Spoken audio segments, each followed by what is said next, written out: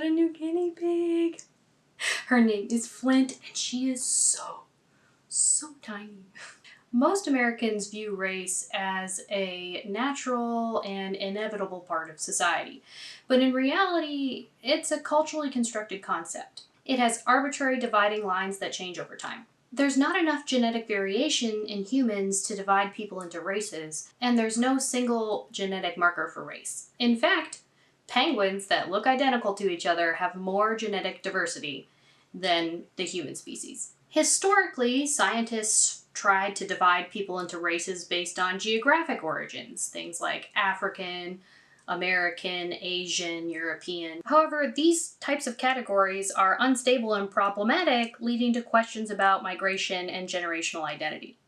For instance, a study done this year in 2024 showed that the current population of India is tied back to a migration around 50,000 years ago, challenging geographical models of race. Phenotypic traits like skin color have been used to justify race, even though there is a whole continuum of shades and tones.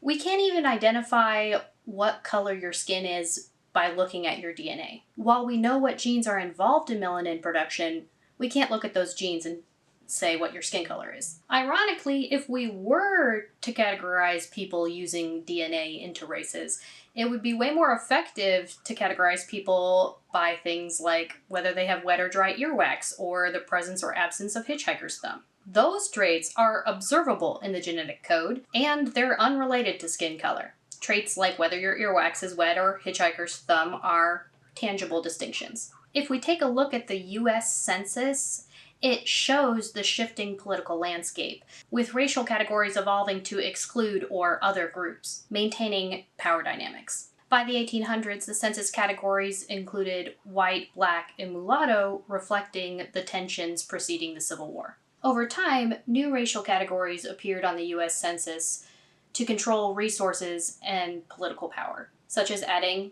Chinese and Indian due to immigration fears. These new categories kept these new people from being in the white category, and that excluded them from access to political power and resources. In the 1890s, the US Census racial categories were black, mulatto, quadroon, octoroon, and white, Chinese, Japanese, or Indian. Now we know that new races weren't evolving every 20 years, but the desire to more tightly control groups and their access to political power and resources drove the movement of the needle to make those new categories. Even though legal discrimination based on skin color ended post-civil rights movement, racial categories on the US Census continued to change. As we moved into the 21st century, we have new problems based on the racial categories of the US Census. The current categories have been argued to whitewash groups like those from the Middle East or North Africa who identify as Arab.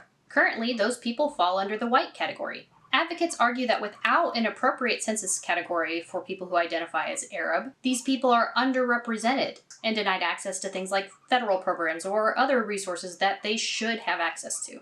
The point is, there is no biological marker for race. Race is a culturally constructed concept. Even though it's culturally constructed, it does have a profound effect on the lived experiences of people in the United States and all over the globe. Despite its lack of a scientific basis, racial categories persist, shaping societal dynamics and access to resources.